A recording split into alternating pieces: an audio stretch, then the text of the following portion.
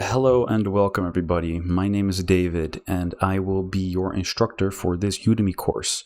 This Udemy course will be about how to make an online multiplayer game using Unity. This will mainly focus on how to make an online multiplayer game using an authoritative server architecture, also known as client server. This is something entirely different than peer-to-peer. I will teach you how to make an online game that is on the same level as esports AAA games. Well, not in the same complexity and costs and manpower, but what you're going to understand is the proof of concept, the core principle on how to connect a front end like Unity with a back end, how to create your own server from scratch. We are not going to use any third-party assets like Nakama or Photon Unity Networking.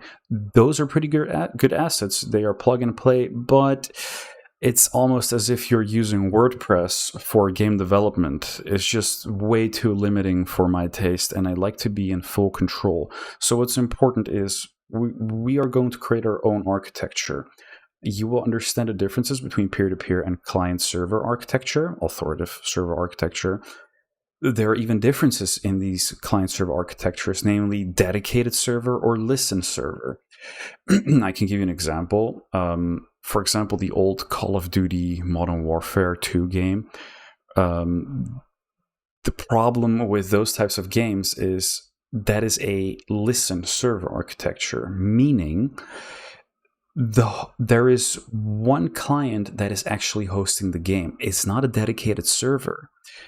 It's one person's computer actually calculating the battle logic. The other clients, the other players, are actually connecting with their UI and getting back the input and output and displaying the data. The game is not being run on all the other users. It's only being run on one host's computer. Now, the problem with that is you could literally boot up Cheat Engine. It's an old software I used to hack older Flash games and edit memory variables. That's how basically the mods, the online mods, for example, Call of Duty Modern Warfare Zombies or influencing experience gain were made. Now, you don't have those types of hacks in serious esports games like League of Legends or Valorant or Hearthstone, because those are running on a dedicated server. You're connecting with a data center where the game is actually running. You're just the UI. You're just connecting to that server. All the battle logic is running on that server. You cannot simply cheat engine your way and hack your way up. That is why it's so important to understand how to make your own simple server from scratch. We're going to use our own database. We're going to make our own admin panel. We are going to use WebSockets for the connection of the front end to the back end. We are going to be using NodeJS as our back end framework, but we're not going to code in JavaScript. Oh no, we're going to be coding in TypeScript because we want to be able to use the types in JavaScript. This course is for people who have already coded in C# Unity. You've probably made a single player game before and now you want to make an online game. If you know C#, you will by default already understand TypeScript. It's very simple, and I, for example, learned TypeScript by doing. I never really read any book or some sort of theory. I just did it. I just tried to code with it. I saw an obstacle. I just started Googling and it worked. It helps if you know C#. If you know a little bit of JavaScript, it's perfect. Even if you don't know JavaScript, do not worry. Now, a little bit more about the scope of this course. What is important is that we will make a simple proof of concept on how to make an online game. We are not going to make an advanced online game. As you can see here, the skill says, this skill deals 15 magic damage to one enemy. It's not going to be a complex mechanic like damage over time or invulnerability or stunning or banishing people. No, it's going to be simple healing and dealing damage. This is not about the game. This course is about the proof of concept, the core principle of how to make the connection between front end and back end, validate, how to make it secure, how to run efficient data queries, how to scale your game, because we're going to be using Strapi as a content management system, and that is specifically made for our admin panel, generating API endpoints for our content types, and making it easy for us to update the game in real time, because you're going to want to update your game. You want to add more characters in the future. That makes it more scalable. Now, I highly suggest to follow this course 2 times. First, don't do anything. Just watch and understand what I'm doing. Don't get distracted trying to code along. Just understand it first and then watch it a second time, and then you will follow along. I will be sharing project files. I will be sharing the full project files at certain points, but I will still code along. I will still make the scenes and set up everything in real time, because I want to encounter mistakes. I want to encounter errors and fix them on the spot. Every question you have, do not worry, ask them. I read everything. I will try my best to help you with everything. Trust me, I read everything and you will be helped. Well, I forgot to actually introduce myself. My name is David. I used to be a mechanical engineer. I really liked math and physics, but in the end, it became too boring. I decided to learn programming. I did some self-studying. I tried to force myself to learn more about the fundamentals of computer science, data structures, algorithms. But in the end, I realized I learned more by doing. I learned more hands-on. So I made some projects. I made small games. I started with game development. I made some small mobile games. Eventually started making some big games. I sold some games. And I pivoted into web development later on, software engineering. That was a whole different breed.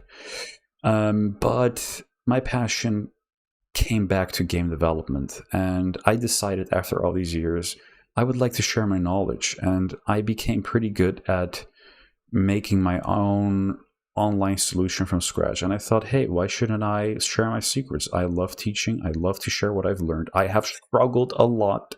And I will be sharing everything I've learned in an easy way, in a no-nonsense way. So, again, this will be a simple course on the basics on how to make a proof of concept, how to make an online game. It's not the game itself, it's the infrastructure itself. In the next video, I will explain the differences between the multiple methods, between peer-to-peer and authoritative server architecture, and how authoritative server architecture also has dedicated server method or listen server method.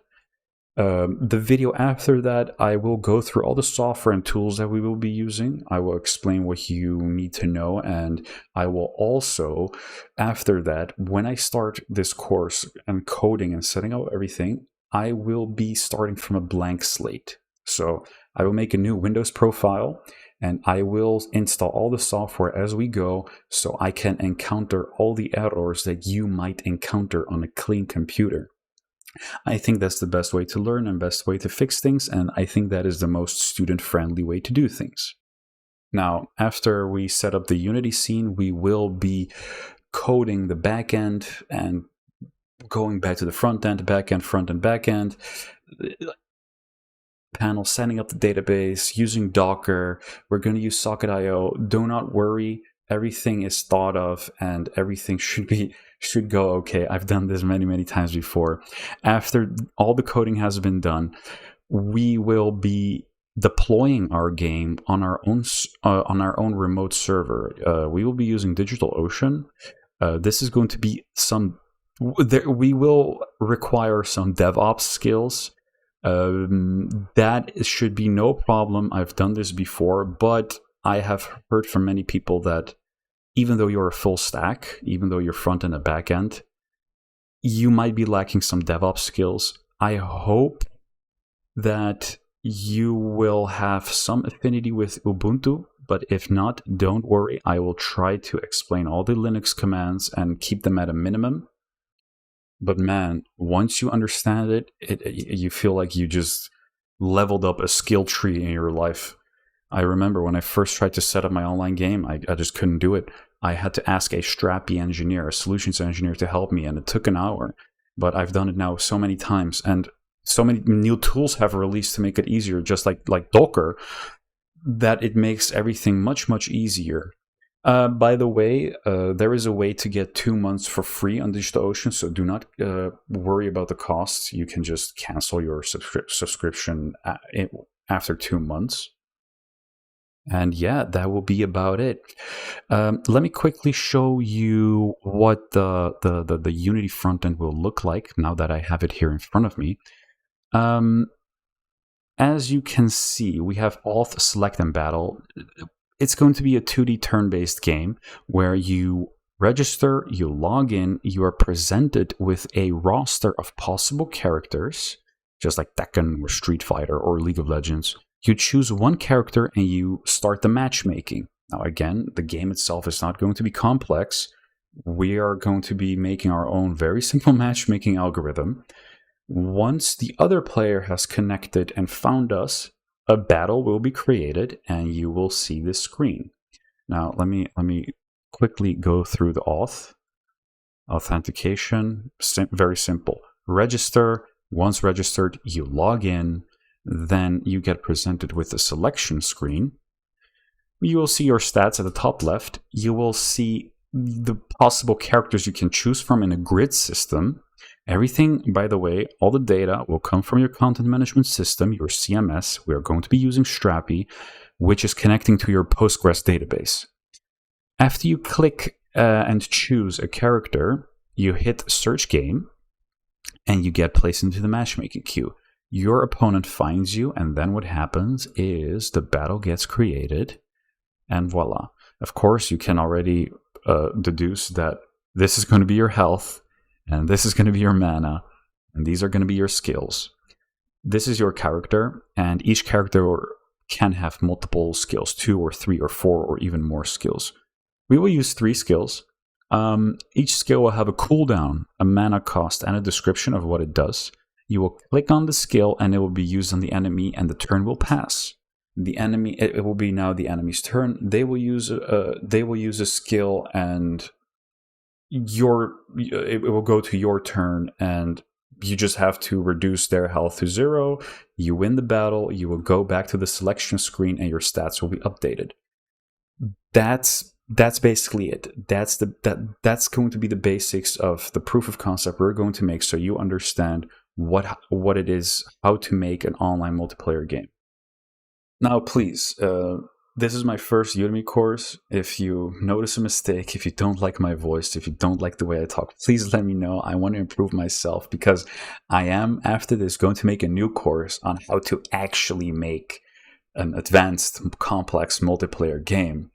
Like, as I said, right now we're not going to be doing any complex mechanics, but imagine you have games like Hearthstone or Yu-Gi-Oh! Where you have battle cries and main phases and standby phases and battle phases and main phase 2 and an end turn, and you have AoE skills, single target skills, different classes, physical energy. You have maybe you want to turn back time in your game or whatever. You want to deal burn affliction damage over time, but the enemy can ignore that and heal that and remove certain types of damages. These are complex mechanics that we will not do in this course, but I still want to make a next course focusing on how to make an actual complex game. So please give me feedback. Please, if you don't like how I am, don't like how I talk, please let me know. I will improve myself. Or if you just want to say, hey, dude, you're pretty good at doing this, keep going. I would love to hear that too. Now, anyway, that's it for the introduction. Thank you for choosing my course. I will assure you, you will not regret it. And let's head to the next video.